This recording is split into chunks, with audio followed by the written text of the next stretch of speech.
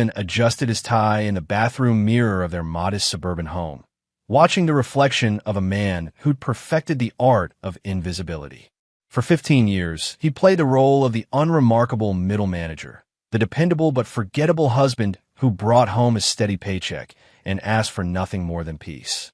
Behind his calm gray eyes lay depths that no one in his current life had ever bothered to explore. The truth was, Robert had been many things before he became Robert Sullivan.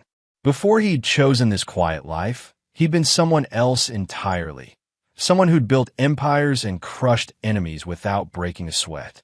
But that was before he'd met Brenda at a charity gala, where he'd been using an assumed identity to lay low after a particularly brutal business acquisition. She'd been beautiful, charming, and blissfully unaware that the struggling consultant she'd fallen for could buy and sell her father's construction company 10 times over. "Rob, hurry up. We're going to be late for Michael's final fitting." Brenda's voice carried an edge of impatience that had become her default tone over the past 2 years.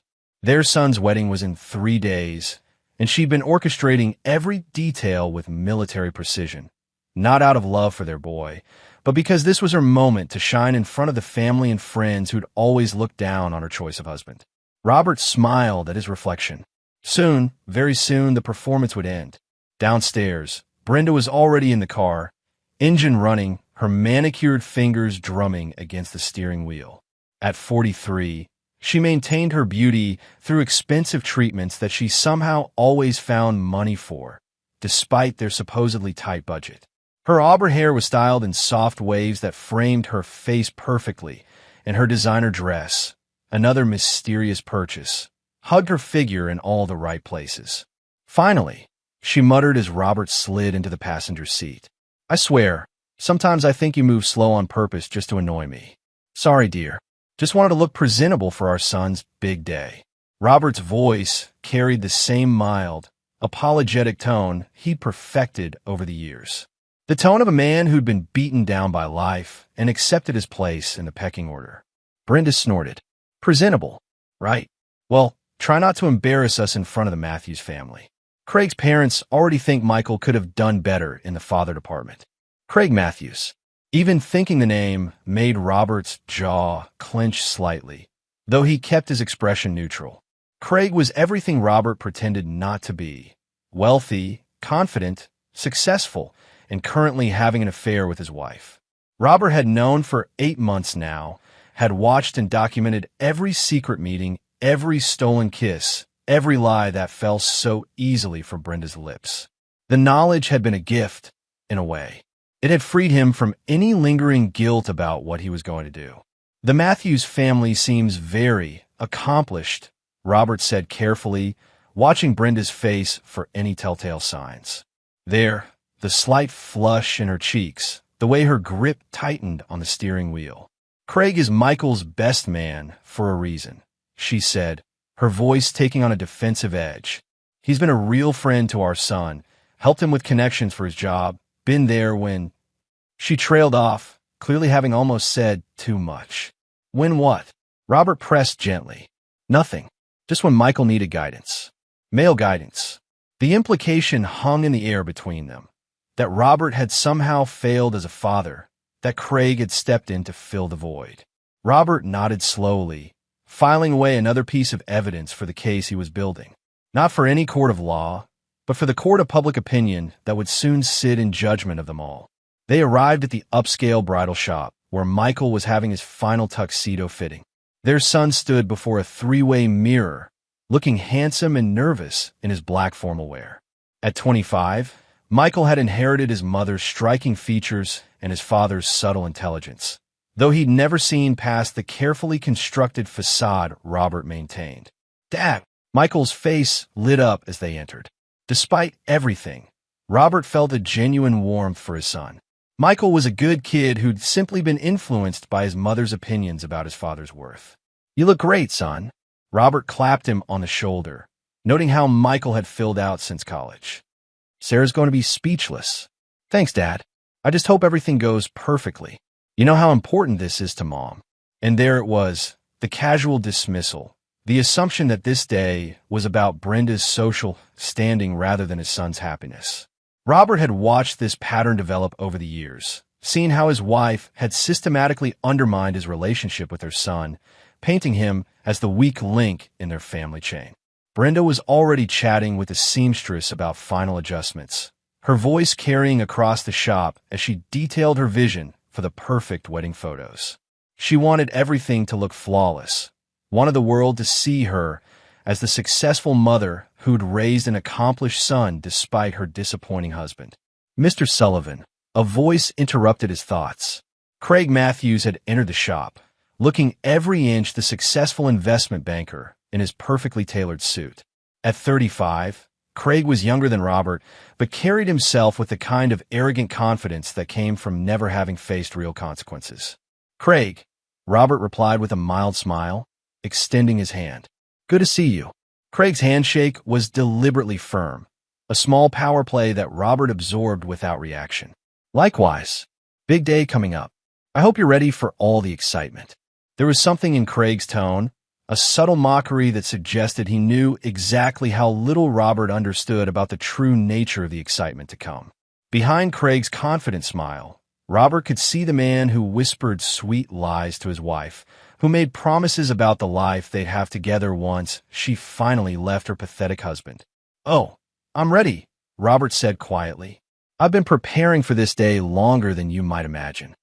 Something flickered in Craig's eyes, confusion, perhaps a hint of unease. But before he could respond, Brenda appeared at his side, her hand briefly touching his arm in a gesture that would have seemed innocent to anyone not watching for it. "Craig, thank you for coming. I wanted to make sure everything was coordinated for the bachelor party tomorrow night." "Of course," Craig replied smoothly. "I've got everything arranged. It's going to be a night to remember." Robert watched the exchange with the patience of a predator. Tomorrow night's bachelor party would indeed be memorable, though not in the way Craig was expecting. The pieces were already in motion, phone calls had been made, and certain facts about Craig's business dealings were about to come to light in very public ways. But that was just the opening move.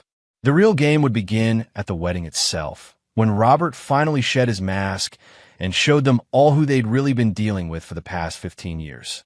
"I should mention," Robert said casually, "I've invited a guest to the wedding, an old friend who's in town for business. I hope that's all right." Brenda's eyes narrowed slightly. "A guest? Rob, we've already given final numbers to the caterer. Who is this person?" "Just someone from my past. Victoria Sterling. She's successful in her field." The name meant nothing to them, of course. Victoria Sterling was known only in the highest circles of international business, a woman who'd built a multimedia empire from nothing and now commanded respect in boardrooms around the world. She was also someone who owed Robert a very significant favor from their shared past.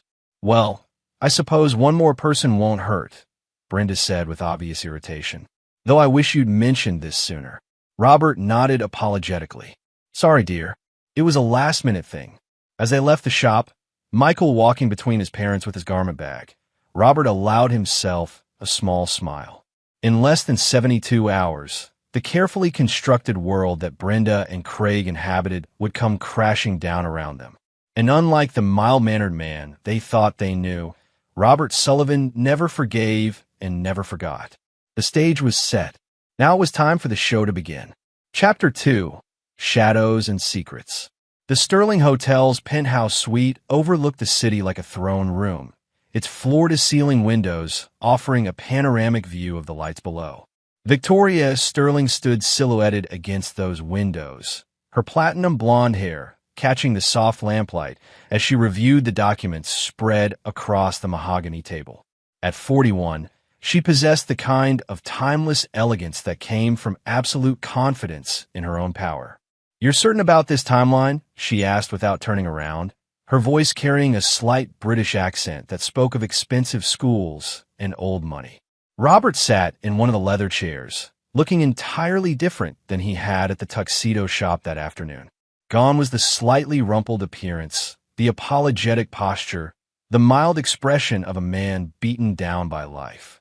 In their place was someone sharp-edged and dangerous, someone who belonged in rooms where billion-dollar decisions were made with a nod.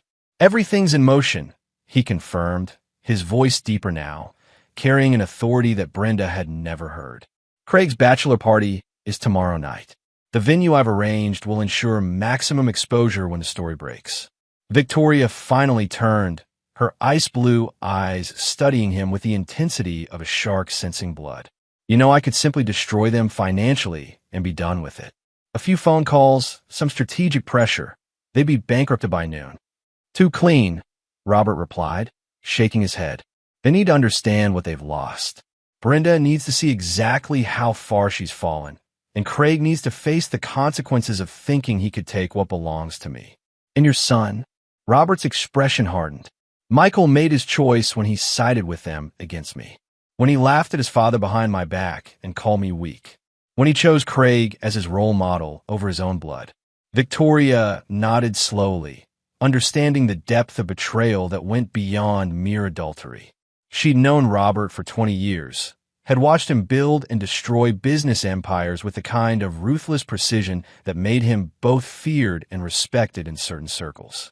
The man who'd chosen to play house in suburbia was still the same person who'd once orchestrated the downfall of 3 Fortune 500 companies in a single quarter.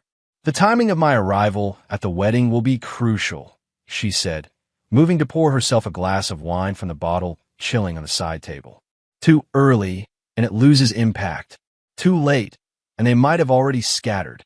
20 minutes after the ceremony begins, Robert specified, "Give them time to settle in, to feel secure. Let Brenda have her moment of triumph when she sees me walk in alone, when she gets to humiliate me in front of everyone. Then you arrive, and everything changes." Victoria smiled, a predatory expression that would have terrified anyone who didn't know her well. "I do love a good entrance. Though I have to ask, are you certain about the nuclear option? Once we go public with our connection, there's no going back to your quiet, suburban life." Robert was quiet for a long moment, considering. For 15 years, he'd lived as Robert Sullivan, mild-mannered middle manager. But before that, he'd been someone else entirely, someone who'd built a shadow empire of legitimate businesses, strategic investments, and carefully cultivated relationships. Someone who'd accumulated enough wealth and influence to disappear completely when the life he'd been living became too dangerous. Meeting Brenda had seemed like providence, a chance to be normal, to have a family, to live without constantly watching over his shoulder. He'd genuinely loved her, had seen in her the possibility of redemption from the darker aspects of his past. But love, he'd learned, was just another weakness to be exploited by those who recognized it. "The quiet life was an illusion anyway," he said finally. "I thought I could be someone different, but people like us, we are what we are. The only difference is whether we own it or let others use it against us." Victoria raised her glass in a toast. To owning it, then they drank. And then Victoria moved to another table where additional documents waited. "Your friend Craig has been busier than even he realizes. The investment firm he works for has been hemorrhaging clients for months, but he's been covering it up with increasingly desperate measures. Nothing illegal, mind you, but certainly unethical enough to destroy his reputation when it comes to light. And the timing? The story breaks tomorrow night, right in the middle of his bachelor party. I've arranged for certain journalists to be in attendance, purely by coincidence, of course. By Saturday morning, Craig Matthews will be the face of investment fraud in the local news cycle." Robert nodded approvingly. It was elegant in its simplicity, using Craig's own poor decisions against him rather than manufacturing evidence. The man had dug his own grave. Robert was simply providing the shovel. What about Brenda's reaction when she realizes what's happening? "That's where the psychological aspect becomes crucial," Victoria replied, settling into the chair across from him. She spent years building her identity around being the long-suffering wife of a failure. When that failure suddenly becomes the most powerful person in the room, it will shatter everything she believes about herself and her choices. They spent the next hour reviewing every detail of the plan, from the specific timing of revelations to the guest list management that would ensure maximum social destruction. Victoria had brought her own team of specialists, People who understood how to orchestrate public humiliation with surgical precision. "There is one thing I'm curious about," Victoria said as they wrapped up. "Why didn't you simply leave? Why go through all this elaborate revenge when you could have just walked away and started over somewhere else?" Robert was quiet for a long moment, his gray eyes distant as he considered the question. "Because they took something from me that can't be replaced. Not just my wife or my son's respect. They took the belief that I could ever trust anyone enough to be vulnerable again. They turned my love into a weapon against me. And now they learn what happens when you mistake kindness for weakness. When you assume that just because someone chooses not to use their power, they don't have it." Victoria nodded, understanding the deeper truth behind his words. Revenge wasn't just about punishment. It was about restoring the natural order, about ensuring that predators understood there were bigger predators in the ecosystem. As the evening wound down, they made final arrangements for the wedding day itself. Victoria would arrive with an entourage that would make it impossible to ignore her presence or her obvious wealth. The timing would be carefully choreographed to maximize the shock value and ensure that everyone present understood exactly what they were witnessing. "One last question," Victoria said as she walked him to the door. "After this is over, after they've all paid the price for their betrayal, what then? What does Robert Sullivan do when there's no one left to punish?" Robert paused at the threshold, considering her question. For so long, his life had been defined by the role he was playing, by the careful maintenance of his cover identity. After Saturday, that man would cease to exist, and he'd have to decide who he wanted to become. "I suppose I'll find out," he said finally. "But whatever comes next, it will be on my terms." As the elevator carried him down from the penthouse, Robert felt a familiar sense of anticipation building in his chest. It was the same feeling he'd had before every major business acquisition, every strategic move that would reshape entire industries. The feeling of pieces falling into place, of elaborate plans reaching their culmination. Tomorrow night, Craig Matthews would learn that his perfect life was built on foundations of sand. Saturday, Brenda would discover that the man she'd betrayed was someone far more dangerous than she'd ever imagined. And Sunday, Robert would begin the process of deciding who he wanted to be in a world where he no longer had to pretend to be someone else. The game was almost over. Soon, it would be time for the final moves. Chapter 3. The Bachelor's Lament. The Riverside Club had been Craig's idea, an upscale venue where Cincinnati's young professionals went to see and be seen. The kind of place where a successful investment banker could celebrate his best friend's last night of freedom, surrounded by other successful men who appreciated fine whiskey and expensive cigars. Craig had spared no expense, renting out the private dining room and ensuring that only the city's most eligible bachelors would be in attendance. What he didn't know was that Robert had purchased the club 6 months ago through a shell company, and that every staff member present tonight was on his payroll. Michael Sullivan stood at the center of the celebration, looking uncomfortable in his role as guest of honor. At 25, he'd inherited his mother's social anxiety beneath her polished exterior, and being the focus of attention at events like this always left him feeling slightly fraudulent. The other men were older, more established, more confident in their success. They treated him with the kind of casual respect reserved for the promising younger brother of their circle. To Michael Sullivan, Craig raised his glass of 30-year-old scotch, his voice carrying over the conversations. "May your marriage be everything mine will be, profitable, strategic, and satisfying to all parties involved." The toast got a round of laughter from the assembled men, though Michael noticed the edge in Craig's humor. There was something different about Craig lately, a tension that seemed to simmer just beneath his usual confident facade. His success at the investment firm had made him cocky, but there were moments when Michael caught him looking almost desperate, as if he were constantly calculating something just out of reach. "Thanks, Craig," Michael replied, raising his own glass. "Though I hope Sarah and I are marrying for love, not strategy." More laughter, but this time with a slightly uncomfortable edge. These men understood marriage as a business arrangement, a merger of families and assets rather than a romantic partnership. It was a perspective that Michael's mother had been subtly encouraging for months, suggesting that Sarah's family connections could be valuable for his career advancement. "Love is for poor people," declared Harrison Webb, Craig's partner at the investment firm. "The rest of us marry for mutual benefit and find our passion elsewhere."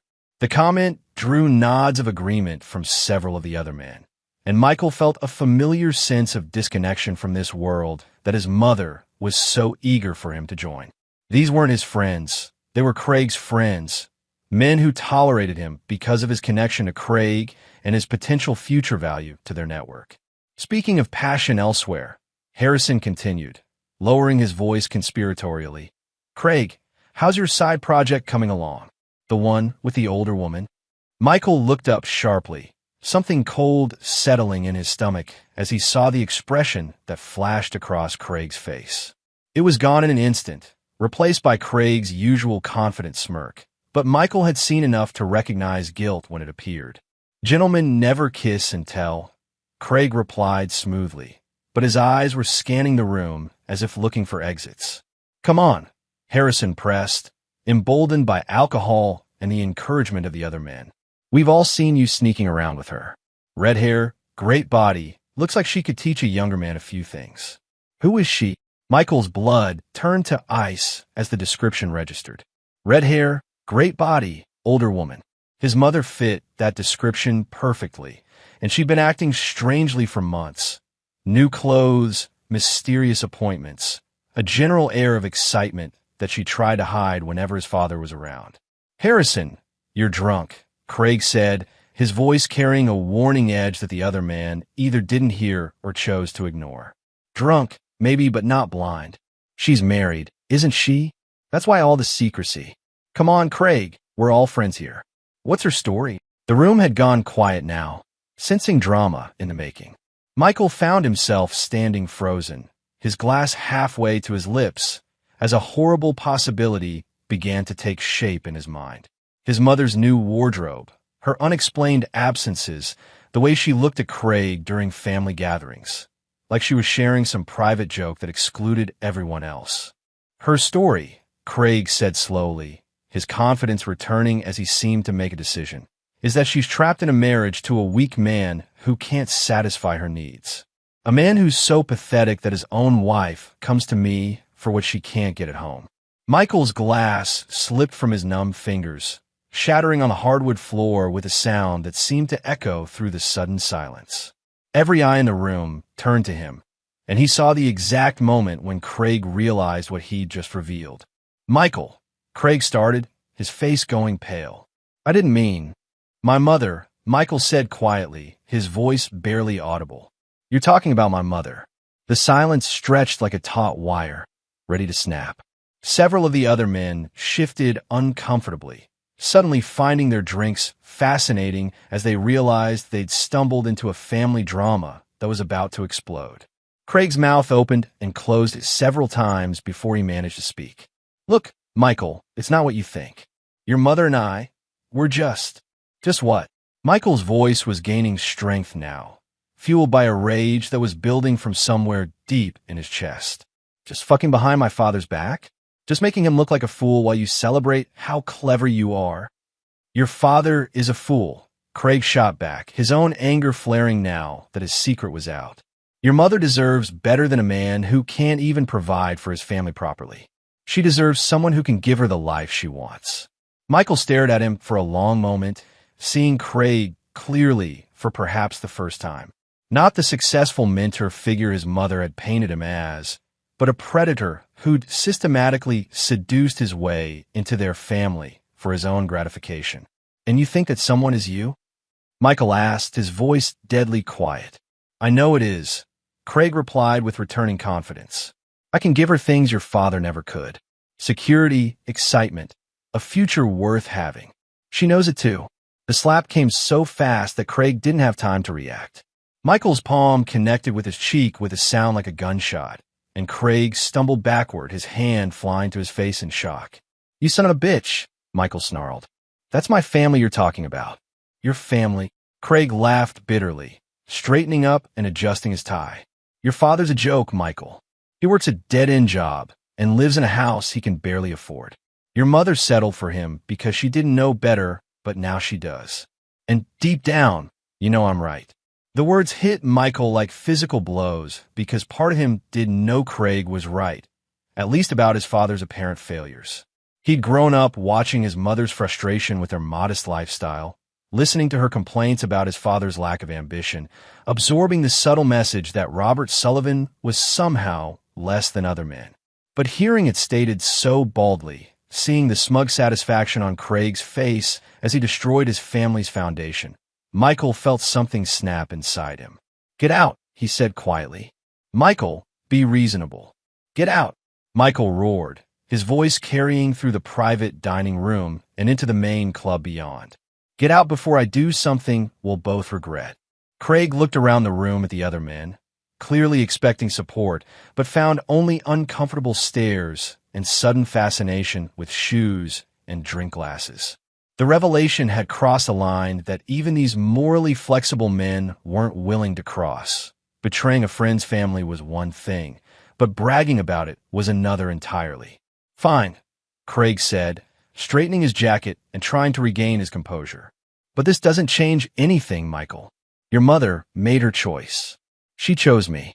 "Then she chose poorly," Michael replied, his voice now ice cold. "And so did you."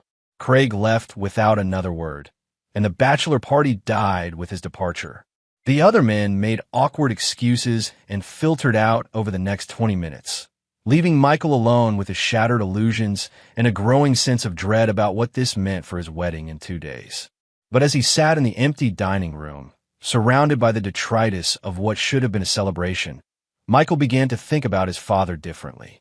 Not as the weak failure his mother had painted him as, but as a man who'd been systematically betrayed by the people he'd trusted most. For the first time in years, Michael felt a surge of protective anger for Robert Sullivan. And for the first time in his life, he began to wonder if there was more to his father than anyone had bothered to discover. The bachelor party was over. But the real celebration, Michael was beginning to suspect, hadn't even started yet. Chapter 4. The wedding begins. Saturday morning dawned gray and overcast, with threatening clouds that perfectly matched the tension simmering beneath the surface of what should have been the happiest day of Michael Sullivan's life. The ceremony was scheduled for 2 o'clock at St. Margaret Cathedral, followed by a reception at the exclusive Riverside Country Club, the same venue where Craig's bachelor party had imploded less than 18 hours earlier. Brenda Sullivan stood before her bedroom mirror, applying the final touches to her makeup with hands that trembled slightly from nerves and anticipation. She'd chosen her outfit carefully, a sophisticated navy blue dress that hugged her figure perfectly, paired with pearls that had cost more than her husband's monthly salary. Today was her day to shine, her moment to show their social circle that she'd raised a successful son despite her disappointing marriage. The irony wasn't lost on her that while she prepared to celebrate her son's wedding, she was already mentally planning her own divorce. Craig had promised her a different life, one filled with the luxury and respect she deserved. After today's public debut as a successful mother, she would finally have the courage to leave Robert and start over with a man who could give her everything she'd always wanted. Her phone buzzed with a text from Craig. "Had to leave town on business emergency. We'll try to make it back for reception. Tell Michael I'm sorry about last night." Brenda frowned, a cold knot forming in her stomach. Craig leaving town on their son's wedding day? After what had happened at the bachelor party, she'd heard about the confrontation from Michael, who'd returned home white-faced and refused to explain exactly what had been said. But Craig had assured her it was just a misunderstanding, that Michael was overreacting to some harmless bachelor party humor. Now Craig was gone, and she was left to face the wedding day alone with a husband who'd been acting strangely all week and a son who could barely look her in the eye. Downstairs, Robert was in the kitchen making coffee with the methodical precision of a man preparing for battle. He'd slept poorly, not from nerves, but from the adrenaline that came with knowing that everything he'd carefully planned was about to come to fruition. In a few hours, the careful facade he'd maintained for 15 years would finally fall away, and everyone would see exactly who they'd been dealing with. Michael appeared in the doorway, looking haggard and conflicted in his white dress shirt and black pants. The young man, who'd always been quick with a smile, looked like he'd aged years overnight. "Dad," Michael said quietly, "can we talk?" Robert looked up from his coffee, noting the uncertainty in his son's voice. This wasn't the confident young man who'd been dismissive of his father's opinions and eager to follow Craig's example. This was someone who'd had his worldview shattered and was struggling to rebuild it. "Of course, son. What's on your mind?" Michael sat down at the kitchen table, running his hands through his hair in a gesture that reminded Robert painfully of his own nervous habits. "Last night at the bachelor party, Craig said some things. About Mom. About you." Robert kept his expression neutral, though internally he was pleased that Craig's arrogance had finally gotten the better of him. He'd expected the man to be more careful, but desperation and alcohol had a way of loosening tongues. "What kind of things?" He said he was having an affair with Mom. Said you were weak and that she deserved better." Michael's voice cracked slightly on the words. "Dad, please tell me he was lying." Robert set down his coffee cup carefully, studying his son's face. Here was the moment he'd been waiting for, the chance to tell Michael the truth about what kind of man his father really was. But looking at the pain in his son's eyes, Robert felt an unexpected surge of protectiveness. "I've known about your mother and Craig for 8 months, Robert said quietly. "I've been watching, documenting, waiting for the right moment to act." Michael's face went white. "You've known? For 8 months? Why didn't you stop it?" "Because I needed to understand the full scope of the betrayal," Robert replied, his voice taking on an edge that Michael had never heard before. "I needed to know exactly who I was dealing with and how far they were willing to go. But Dad, if you knew, why didn't you fight for her? Why didn't you try to win her back?" Robert studied his son carefully, seeing the young man's fundamental misunderstanding of the situation. Michael still thought this was about love, about marriage, about fighting for someone who could be saved. "Michael," Robert said gently, "you don't fight for someone who's already chosen to be your enemy. You don't try to win back someone who never valued what they had in the first place." Something in Robert's tone made Michael look at his father more closely. There was a hardness there, a cold certainty that seemed completely at odds with the mild-mannered man he'd grown up with. "What are you going to do?" Robert smiled, and for the first time, Michael saw something dangerous in his father's expression. "I'm going to make sure that everyone understands exactly what they've lost, and what the consequences are for betraying someone who trusted them."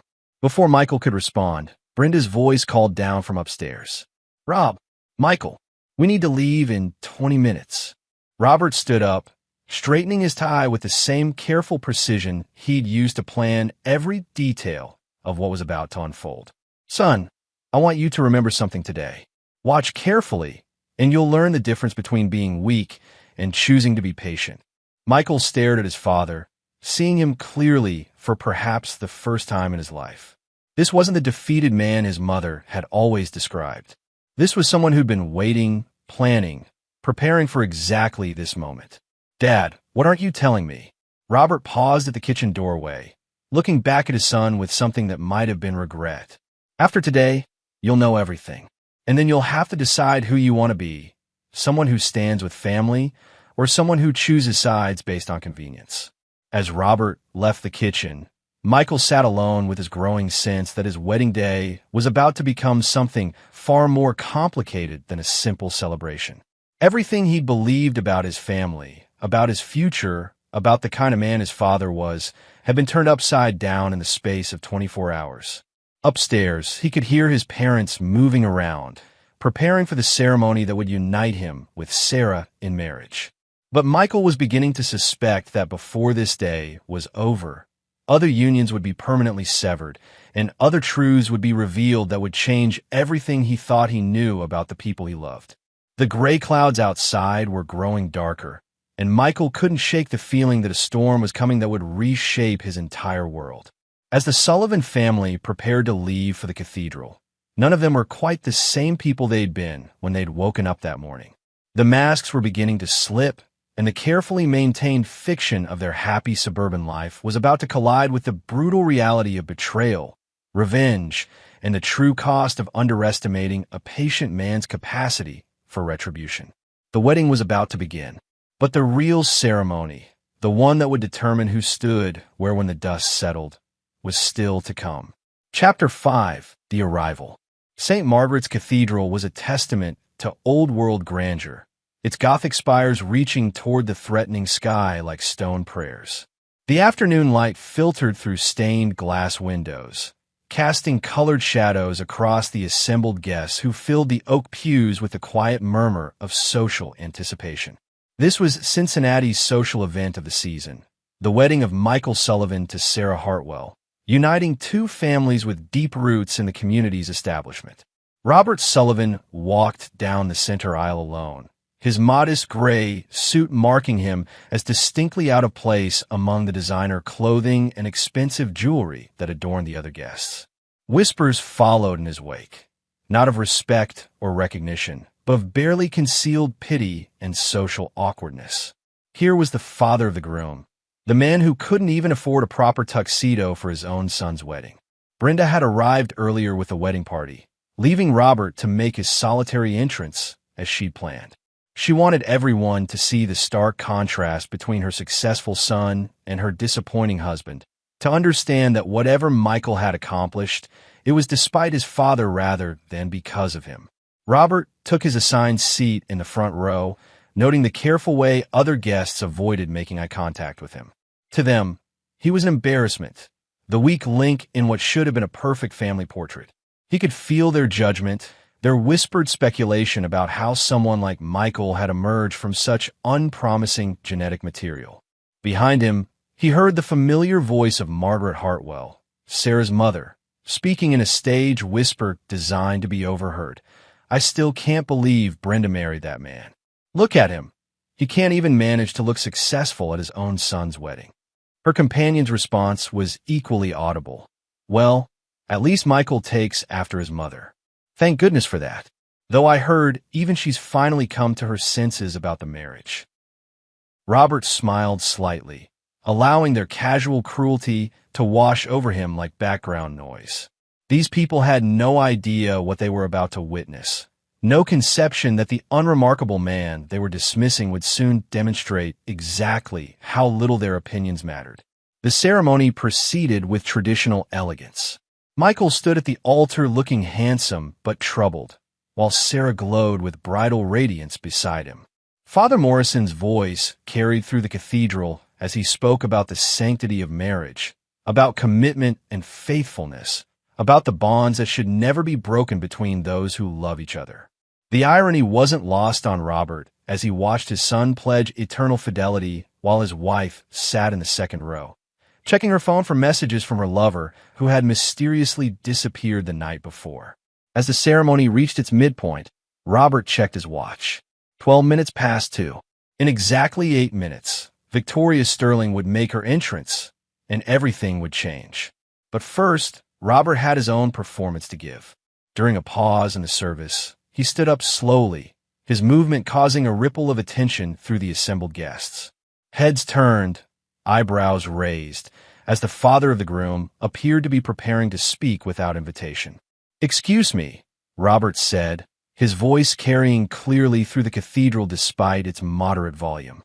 "Father Morrison, if I may." The priest looked uncomfortable but nodded, clearly unsure how to handle this breach of protocol. Brenda's face had gone white with mortification, while Michael looked on with growing alarm. "I just wanted to say something about marriage," Robert continued, his tone conversational but somehow commanding attention. "About what it means to promise your life to someone, to trust them with your deepest vulnerabilities, to believe that they'll stand by you no matter what." The cathedral was dead silent now. Every guest focused on this unexpected interruption from the man they'd all been dismissing as irrelevant. "My son is making those promises today," Robert said, his eyes finding Michael at the altar. "And I hope he chooses more carefully than some of us have." Brenda half rose from her seat, her face flushed with embarrassment and anger. "Rob, please, this isn't the time." "Isn't it?" Robert asked, turning to look at her directly. "When is the right time to talk about faithfulness, Brenda? When is the appropriate moment to discuss what happens when people break their most sacred vows?" The murmur that ran through the cathedral was electric with tension and anticipation. This wasn't the gentle, defeated man they all expected. This was someone else entirely, someone who commanded attention through sheer force of presence. Perhaps, Robert continued, we should talk about what it means when a wife chooses to share her bed with her son's best friend. When she makes a mockery of her marriage vows while planning to abandon her family for a man who promises her a better life. The silence that followed was absolute. Even the children in the congregation seemed to sense that something momentous was happening, something that would be remembered and whispered about for years to come. Brenda's face had gone from white to bright red. "How dare you? How dare I what?" Robert asked, his voice still calm, but now carrying an undertone of steel that silenced her immediately. "How dare I tell the truth? How dare I refuse to pretend anymore that we're one big, happy family?" He turned back to the assembled guests, noting their rapt attention, their shock at seeing the church mouse reveal himself to be something far more dangerous. "You all think you know me," Robert said, his voice carrying to every corner of the cathedral. "You think I'm weak, unsuccessful, unworthy of the family I somehow lucked into. You've spent years pitying me, dismissing me, treating me like a failure because I drive a modest car and work a regular job." The guests were transfixed now, unable to look away from this unexpected transformation. "But here's something you might find interesting," Robert continued, checking his watch again. "Sometimes people choose to appear weak because it serves their purposes. Sometimes the most dangerous person in the room is the one everyone underestimates." At exactly 20 minutes past 2, the cathedral's main doors opened with a sound that echoed through the vaulted space like thunder. Every head turned to see a woman enter with the kind of presence that commanded immediate attention. Victoria Sterling, dressed in an elegant black dress that probably cost more than most people's cars, her platinum blonde hair styled to perfection, her blue eyes scanning the assembly with the cool assessment of someone accustomed to being the most important person in any room. Behind her came an entourage that spoke of serious wealth and power, assistants, security personnel, and a level of sophistication that made the cathedral's previous grandeur seem provincial by comparison. "Ladies and gentlemen," Robert said, his voice now carrying complete authority, "I'd like you to meet my wife, Victoria Sterling." The silence that followed was so complete that the sound of dropping programs hitting the floor seemed thunderous. Brenda's mouth fell open in shock, while whispers erupted throughout the congregation as people tried to process what they were seeing. Victoria Sterling, the Victoria Sterling, whose business empire was featured on magazine covers, whose wealth was measured in billions rather than millions, whose name was synonymous with power and success on a global scale, walked down the aisle toward Robert Sullivan with the confident stride of someone who owned every space she entered. "Darling," she said as she reached him, her British accent carrying clearly through the stunned silence. "I'm so sorry I'm late. Business ran longer than expected." She kissed Robert's cheek with the familiarity of long intimacy, then turned to survey the assembled guests with the kind of smile that suggested she found their shock amusing. "I hope I haven't missed anything important," Victoria said, her eyes finding Brenda's horrified face. "Though from the looks of things, the real ceremony is just getting started." The cathedral erupted in whispers, gasps, and the sound of people frantically checking their phones to confirm what they were seeing. Victoria Sterling, one of the most powerful women in the world, was claiming to be married to the man they'd all written off as a failure. But Robert wasn't finished yet. The game was just beginning, and the final revelation that would destroy Craig Matthews and expose the full scope of the deception was still to come. As Victoria took her place beside him, Robert smiled at the sea of shocked faces and prepared to deliver the blow that would end his old life forever and begin something entirely new. Chapter 6: The Unraveling. The transformation in the cathedral was immediate and absolute. Where moments before Robert Sullivan had been the object of pity and dismissal, he now stood as the center of everyone's desperate attention. Phones appeared throughout the congregation as guests frantically searched for confirmation of what they were witnessing, finding photo after photo of Victoria Sterling at high-level business conferences, charity galas, and international summits. Always alone, always identified as one of the world's most powerful unmarried women. Until now. I can see you're all surprised, Robert said, his voice carrying the easy confidence of someone who'd finally dropped a mask he'd grown tired of wearing. I suppose I should explain. Brenda had sunk back into her pew, her face a mask of confusion and growing horror as the implications began to register. If Robert was married to Victoria Sterling, then everything about her understanding of her own life had just been revealed as a lie. 15 years ago, Robert continued, I made a decision to step back from my previous life.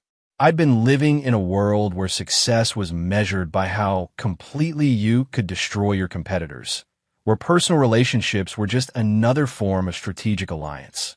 I was tired of that existence, tired of being someone who solved problems through intimidation and financial warfare.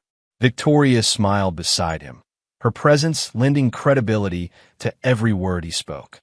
The guests hung on his every syllable, their previous dismissal replaced by rapt attention. So I created Robert Sullivan, he said, a simple man with a simple job, someone who could live quietly and perhaps find something real in the process. I met Brenda at a charity gala, one where I was using my cover identity to lay low after a particularly intense business acquisition.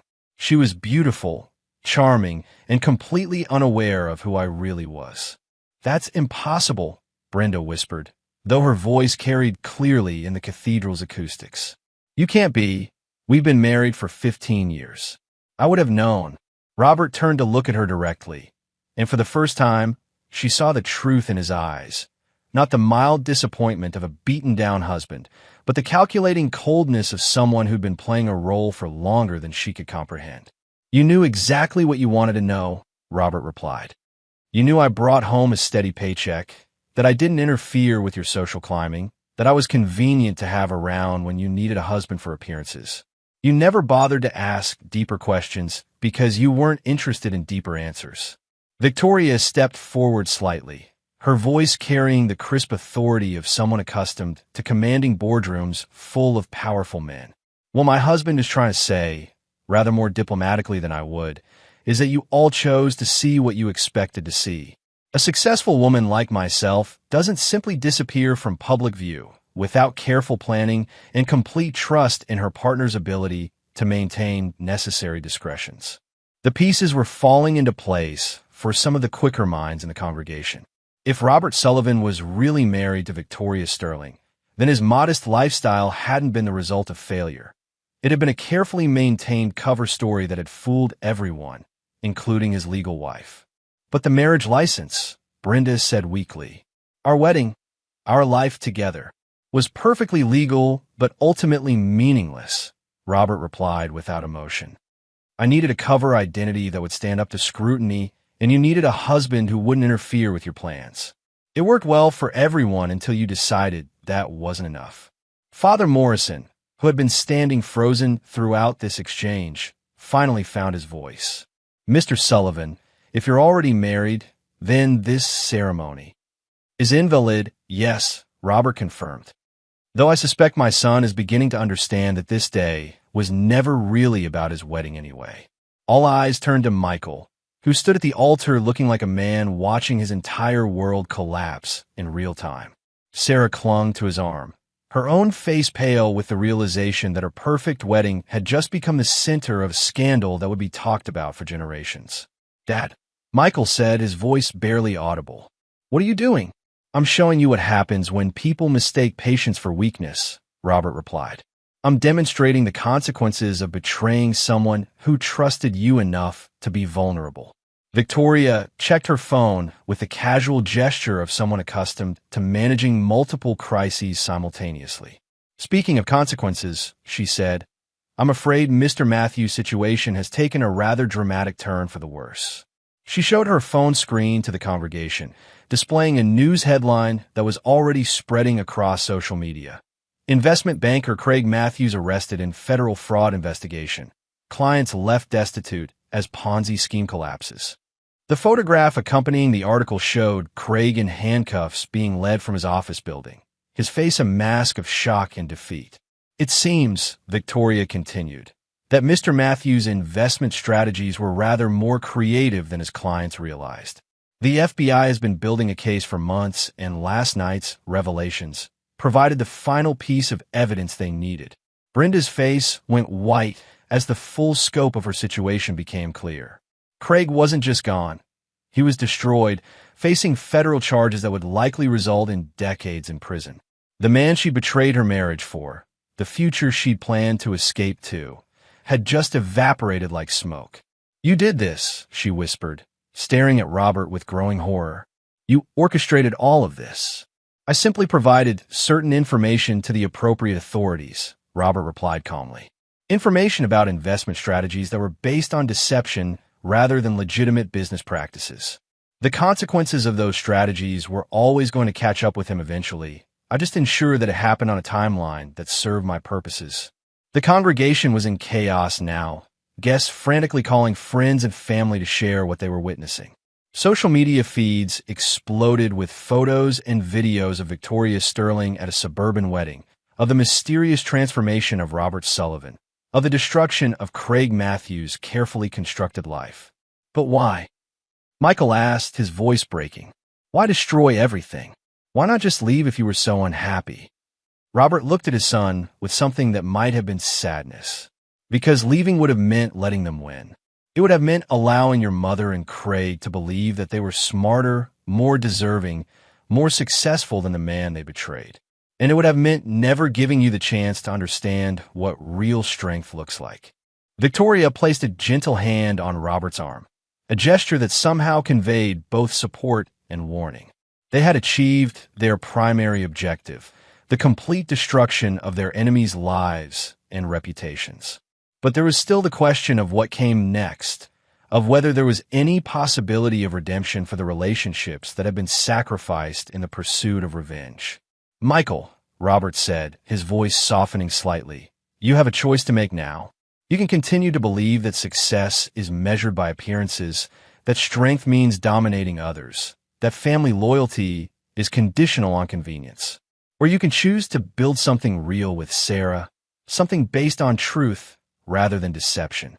The young man stood frozen at the altar, caught between his old understanding of the world and the new reality his father had just revealed. Everything he believed about strength and weakness, about success and failure, about the nature of his own family, had been turned upside down in the space of 20 minutes. The wedding that was supposed to unite two families had instead exposed the rot at the heart of one of them. But whether that exposure would lead to healing or to further destruction remained to be seen. As the chaos in the cathedral reached its peak, Robert Sullivan, or whoever he really was, prepared to make his final move in a game that had taken 15 years to play. The old Robert Sullivan was dead, and from his ashes, something far more dangerous was about to be born. Chapter 7. The Reckoning. The Riverside Country Club's grand ballroom had been transformed into a monument to social catastrophe. What should have been a celebration of love and new beginnings had instead become the epicenter of the most spectacular social destruction anyone in Cincinnati had ever witnessed. The reception had proceeded despite the chaos at the cathedral, though the atmosphere was electric with tension and whispered speculation. Guests clustered in small groups, phones pressed to their ears as they called friends and family to share details of what they'd witnessed. The story was already spreading beyond the local social circle, picked up by regional news outlets, and beginning to trend on social media. Victoria Sterling's presence had guaranteed national attention. The mysterious marriage of one of the world's most powerful women was exactly the kind of story that captured public imagination. Michael and Sarah sat at the head table looking shell-shocked, their wedding reception transformed into something between a wake and a circus.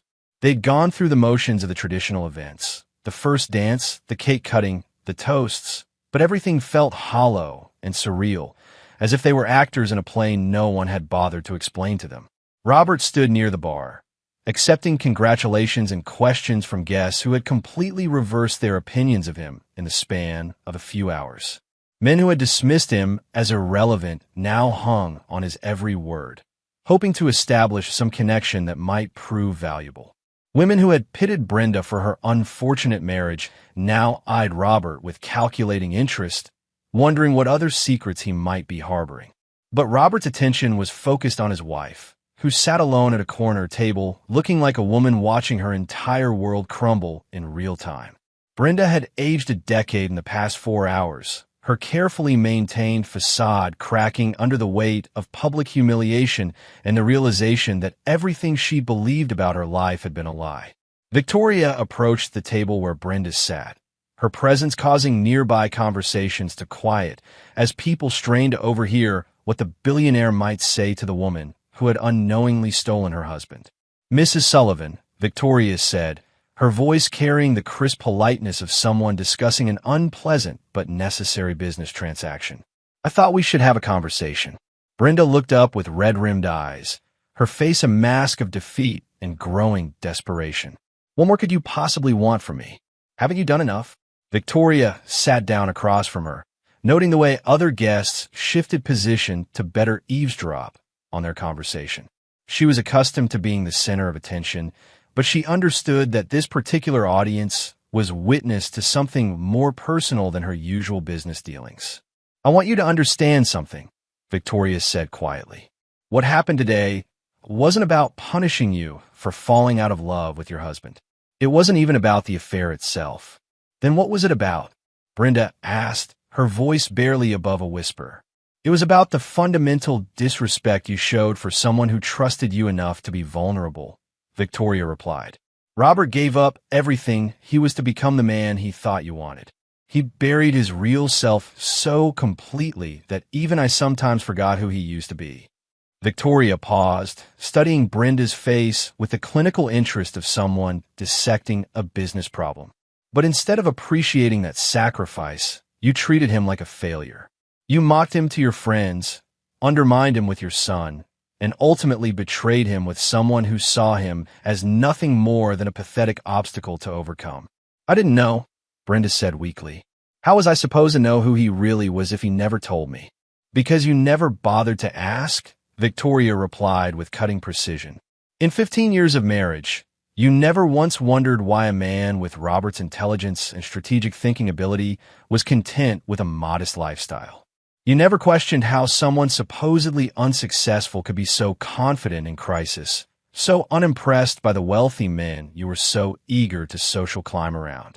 The truth of Victoria's words hit Brenda like physical blows. She had never bothered to look beneath the surface, had never wondered about the disconnect between Robert's apparent limitations and his actual capabilities. She'd seen what she expected to see and never questioned whether her expectations might be wrong. "What happens now?" Brenda asked, and Victoria could hear the desperation in her voice, the realization that her affair partner was facing federal prison time, that her reputation was destroyed, that her comfortable life was evaporating before her eyes. "Now you learn what it means to face the consequences of your choices," Victoria said, standing up from the table. "Robert has been more than generous in his arrangements for you. The house will be yours, along with enough money to maintain a modest lifestyle. But your days of luxury, of social climbing, of treating other people as disposable, those days are over." As Victoria walked away, Brenda sat alone with the wreckage of her life spreading around her like debris from an explosion. The guests who had once treated her with social respect now looked at her with a mixture of pity and fascination, like observers at a traffic accident who couldn't look away from the carnage. Across the ballroom, Michael finally approached his father, his face a mixture of anger, confusion, and reluctant admiration. "I need to know something," Michael said without preamble. "When you were playing this role, when you were pretending to be someone else, was any of it real? Did you ever actually love us, or were we just part of your cover story?" Robert looked at his son carefully, seeing the pain beneath the anger, understanding that his answer would determine whether there was any possibility of salvaging their relationship. "Everything about my love for you was real," Robert said quietly. "The role I played, the life I lived, the sacrifices I made, they were all authentic expressions of how much I wanted to be the father you deserved." "But you lied to me," Michael said. "For my entire life, you've been lying about who you are." "I simplified who I was," Robert corrected. "I chose to emphasize certain aspects of my personality and suppress others. The man who taught you to ride a bike, who helped you with homework, who sat up with you when you were sick, that was the real me. It just wasn't the complete me. Michael struggled with this distinction, understanding intellectually that his father had made sacrifices but emotionally reeling from the deception. And Mom? Did you ever really love her? Robert was quiet for a long moment, considering how to answer truthfully without destroying his son's last illusions about his family. I loved who I thought she was, he said finally. I loved the woman who seemed to value kindness over status, who appeared to want a genuine partnership rather than a social accessory. But that woman, I now realize, was as much of a performance as the man I pretended to be. So what happens to us? Michael asked. To our family? Robert looked across the ballroom at Sarah, who was watching their conversation with obvious concern for her new husband's emotional state. You build something real, Robert said. You learn from the mistakes your mother and I made. You choose honesty over convenience, authenticity over appearance, loyalty over opportunity. Michael followed his father's gaze to his wife, seeing her clearly for perhaps the first time that day, not as a social prize or a career asset, but as a person who deserved better than to be married to someone carrying the toxic patterns he'd inherited from his parents' dysfunctional relationship. Will I see you again? Michael asked. Or are you disappearing back into whatever world you came from? Robert smiled, and for the first time that day, Michael saw something genuine and unguarded in his father's expression. I'm not going anywhere, but the next time we meet, it will be as equals. Two men who understand that real strength comes from choosing to be vulnerable with the right people, not from dominating those who trust you. As father and son stood together in the ruins of what had once been their family, surrounded by the debris of shattered illusions and destroyed reputations, something new began to take shape between them. Not the relationship of disappointed son and failed father, but something more honest and potentially more valuable. The old Robert Sullivan was dead, killed by his own hand in front of 300 witnesses. But from his ashes, something more authentic was beginning to emerge, something that might, with time and effort, prove worthy of the trust he'd lost and the love he'd never stopped wanting to deserve. The game was almost over. Now came the harder work of learning how to live without masks, without deception, without the comfortable lies that had sustained them all for far too long. Chapter 8. Aftermath. 3 months after the wedding that had become Cincinnati's most talked about social event, the aftermath continued to ripple through the community like aftershocks from an earthquake. The story had grown beyond local gossip into a case study discussed in business schools and psychology programs. A perfect example of how completely people could misread those around them when they relied on assumptions rather than observation. Craig Matthews' trial had begun the previous week, with federal prosecutors painting a picture of systematic fraud that had cost his clients over $40 million. The man who had once been the golden boy of Cincinnati's investment community now sat in a defendant's chair, his future measured in decades of federal prison time. The last of his appeals had been exhausted, and his attorney had begun discussing plea bargain arrangements that might reduce his sentence from life-destroying to merely career-ending. Brenda Sullivan, she had kept the name despite the annulment of her marriage, lived quietly in the modest house that Robert had allowed her to keep. The divorce settlement had been surprisingly generous, providing her with enough money to maintain a comfortable but unremarkable lifestyle. The woman who had once dreamed of luxury and social prominence now shopped at discount stores and avoided the country club events where she'd once reigned as a minor queen. She'd aged dramatically in the months since the wedding, her hair showing gray roots that she could no longer afford to have professionally maintained, her wardrobe reduced to simple clothes bought off the rack rather than custom-tailored pieces. But perhaps more significantly, she'd begun to display a kind of quiet humility that was entirely new to her character. The humility of someone who had learned the hard way that her understanding of the world had been fundamentally flawed. The phone calls from old friends had stopped after the first month. The invitations to social events had dried up even faster. Brenda had become a cautionary tale, a reminder of what happened when people confused appearance with reality, when they betrayed those who trusted them most. But solitude had given her time to think, to examine her choices and motivations with a clarity that had been impossible when she was focused on maintaining her social position. For the first time in years, she was beginning to understand the difference between being loved and being tolerated, between genuine respect and social convenience.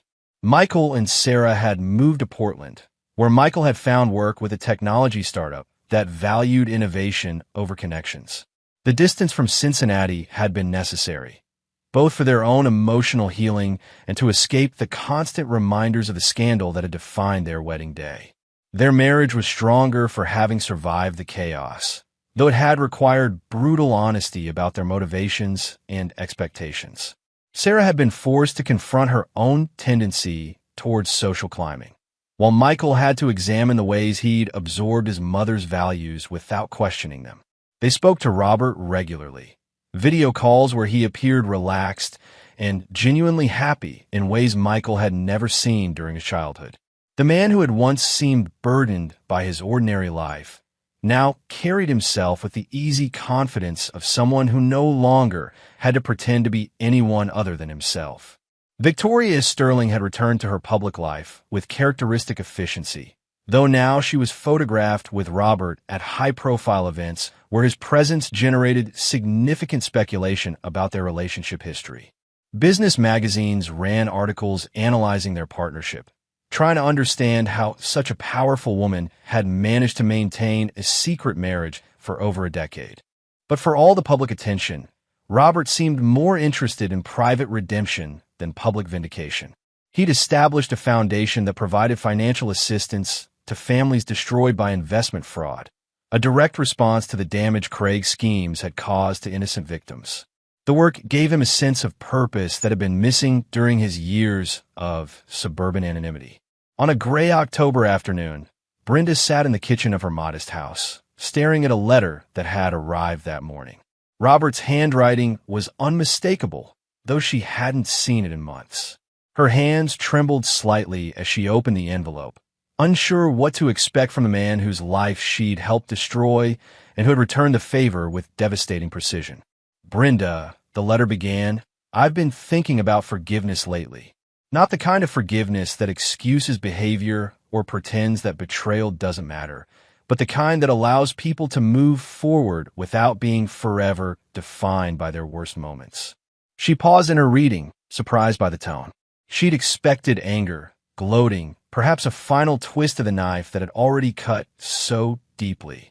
Instead, she found something that sounded almost like compassion.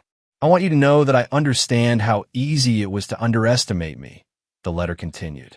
I spent 15 years deliberately making myself appear weak and unsuccessful. I gave you every reason to believe that you'd marry beneath your potential, that you deserve something better than what I seemed to offer. Brenda felt tears beginning to form as she read words that offered understanding rather than condemnation. But I also want you to understand something else. The man you betrayed wasn't just the unsuccessful middle manager you saw on the surface. You betrayed someone who loved you enough to give up everything he was to become what he thought you needed. You betrayed someone who trusted you with vulnerabilities that could have destroyed him if you'd chosen to use them against him. The tears were flowing freely now as Brenda confronted the full weight of what she'd lost. Not just the comfortable life she'd taken for granted, but the genuine love of someone who had been willing to sacrifice his very identity for her happiness. I'm not writing this to punish you further, the letter concluded. You've paid the price for your choices, and continuing to hold on to anger would only poison whatever future either of us might have. I'm writing to tell you that while I can't forgive the betrayal, I can understand the woman who made those choices. And I hope that understanding that might help you forgive yourself enough to build something authentic with whatever time you have left. The letter was signed simply Robert, with no indication of his current name or status, no reminder of the power he'd reclaimed or the life he'd returned to. Just the signature of a man who had chosen to be generous in victory rather than cruel. Brenda sat in her quiet kitchen for a long time after reading the letter, mourning not just the marriage she'd destroyed, but the person she'd been when she destroyed it. The woman who had been so focused on social status that she'd missed the extraordinary man living in her own house. The woman who had been so convinced of her own superiority that she'd never bothered to look beneath the surface of the life she'd been given. But perhaps, she thought as she carefully folded the letter and placed it in the drawer where she kept her most important documents, it wasn't too late to become someone different. Someone who valued substance over appearance, authenticity over status, genuine connection over social convenience. The woman who had once dreamed of escaping her ordinary life was beginning to understand that ordinary lives, lived with integrity and genuine love, might be the most extraordinary thing of all. The reckoning was complete. Now came the harder work of learning how to live with the consequences, how to build something real from the ashes of what had been destroyed, and how to find meaning in a world where all the comfortable illusions have been stripped away. For all of them, the game was finally over. The real work of living could finally begin. Chapter 9, New Beginnings. 2 years after the wedding that had redefined what it meant to underestimate someone, Robert stood on the terrace of his Manhattan penthouse, watching the sun set over Central Park. The city spread out below him like a vast circuit board, each light representing lives and stories and dreams that continued despite the drama that had once consumed his own world. Victoria emerged from their study, carrying 2 glasses of wine and wearing the satisfied expression of someone who had just concluded a particularly profitable business negotiation. Their marriage, their real marriage, conducted in a private ceremony attended only by a handful of close friends, had settled into the kind of comfortable partnership that came from mutual respect and shared understanding of what it meant to wield power responsibly. "The Portland project is approved," she announced, settling into the chair beside him. "Michael's company will get the funding they need to expand into sustainable technology development." Robert smiled, pleased that his son's new venture would succeed on its own merits rather than family connections. Michael had proven himself capable of building something genuine and valuable, free from the toxic influence of social climbing and status obsession that had defined his mother's approach to life. "How's Sarah handling the pregnancy?" Victoria asked, noting the email notification on Robert's phone. "Better than Michael is handling the pregnancy," Robert replied with genuine amusement. He called 3 times yesterday, asking about cribs and car seats, and whether they should move to a different neighborhood with better schools. The prospect of becoming a grandfather filled Robert with an unexpected sense of completion. This child would grow up knowing who he really was, would never have to discover that his family had been built on lies and performance. It would be a chance to start over, to build relationships based on truth rather than carefully maintained fiction. A soft chime indicated an incoming video call, and Robert's tablet screen lit up with Michael and Sarah's faces. Sarah was visibly pregnant now, glowing with the health and happiness of someone who had found her place in the world. "Hey, Dad," Michael said, his use of the title carrying a warmth that had been missing for years. "We wanted to tell you the news in person. Well, as close to in person as we can manage." "The ultrasound showed it's a girl," Sarah added, her excitement bubbling over. "We've been talking about names, and we were wondering—" "We'd like to name her Victoria," Michael said, glancing at the woman beside his father. "If that's okay with you, Victoria. We thought it would be nice to honor the woman who helped Dad find his way back to himself." Victoria's composure cracked slightly, revealing genuine emotion beneath her usual controlled exterior. I would be honored," she said quietly. After the call ended, Robert and Victoria sat in comfortable silence, watching the city lights strengthen as darkness fell. So much had changed since that chaotic wedding day when he'd finally shed the mask he'd worn for 15 years. The suburban life that had once felt like a prison had given way to something more authentic and ultimately more satisfying. "Any regrets?" Victoria asked, noting the contemplative expression on his face. Robert considered the question carefully. The easy answer would be to say he regretted nothing, that everything had worked out exactly as he'd planned. But the truth was more complicated than that. "I regret that it took me so long to understand that love without honesty isn't really love at all," he said finally. "I regret that I thought I could build something real on a foundation of deception, even if the deception was well-intentioned." "And Brenda?" Robert was quiet for a moment, thinking about the reports he received about his former wife's new life. She'd started volunteering at a women's shelter, helping other women rebuild their lives after leaving abusive relationships. The work seemed to have given her a sense of purpose that had been missing during her years of social climbing. "I regret that she never got the chance to know who I really was," he said. "I think she might have been different if I'd trusted her with the truth from the beginning." Victoria nodded, understanding the complexity of his feelings. Revenge had been satisfying in the moment, but the deeper satisfaction came from the authentic relationships he'd built in its aftermath. An envelope lay on the side table, delivered earlier that day by private courier. Robert had been avoiding opening it, knowing it contained the final legal documents that would close the last chapter of his old life. Craig Matthews' sentencing had been completed the previous week, 23 years in federal prison, with no possibility of parole for the first 15. The letter inside was handwritten, clearly composed with great care. "Mr. Sullivan, I know I have no right to ask for your forgiveness, and I'm not writing to request it. I'm writing to acknowledge what I now understand about the magnitude of my actions and their consequences." Robert read the letter with growing surprise. It wasn't the bitter recrimination he'd expected, nor the desperate plea for mercy that might have been typical from someone facing decades in prison. "I spent months trying to convince myself that I was the victim of an elaborate setup, that you had somehow trapped me in crimes I didn't commit. But the truth is simpler and more damning.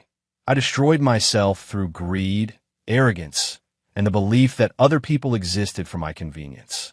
The letter continued with a level of self-awareness that suggested genuine reflection rather than strategic positioning for appeal. "I betrayed a friendship, seduced another man's wife, mocked him behind his back, and built my professional success on a foundation of lies and stolen money. The fact that you facilitated my exposure doesn't make me less guilty of the crimes I committed." Robert found himself surprised by the letter's honesty. The Craig Matthews who had written these words was a different person from the arrogant predator who had bragged about his conquest at the bachelor party. "I'm writing to tell you that I understand now what real strength looks like. It looks like someone who has the power to destroy his enemies, but chooses instead to let them destroy themselves. It looks like someone who builds rather than merely taking, who creates value rather than just redistributing it." The letter concluded with a simple acknowledgement. "You showed me what I could have been if I'd made different choices. I can't undo the damage I've caused, but I can try to become someone worthy of the mercy you've already shown by not pursuing further revenge." Robert folded the letter carefully and placed it in his jacket pocket. Even now, Craig was still trying to understand the man he'd so badly underestimated, still grappling with the realization that true power came from restraint rather than dominance. As the evening deepened, Robert reflected on the strange journey that had brought him to this moment. The quiet suburban life that had felt like exile had actually been preparation, teaching him patience, helping him understand the difference between strength and cruelty, showing him that the most profound victories came not from destroying enemies, but from building something worth defending. Victoria's hand found his, and they sat together watching the city that never slept, two people who had learned that real power came not from the ability to control others, but from the wisdom to control themselves. The old Robert Sullivan was truly dead now, not buried beneath a false identity, but integrated into someone more complete and more authentic. The man who had once built business empires through strategic destruction had learned to build something more valuable. Relationships based on truth, respect earned through actions rather than fear, and a legacy that would be measured in generations rather than quarterly reports. Tomorrow would bring new challenges, new opportunities to choose between the easy path of dominance and the harder path of genuine leadership. But for tonight, it was enough to sit with the woman he loved, thinking about the granddaughter who would soon join their family, and understanding that sometimes the greatest victories were the ones that felt like coming home. The game was over. The real life had finally begun. And there you have it. Another story comes to an end. What did you think?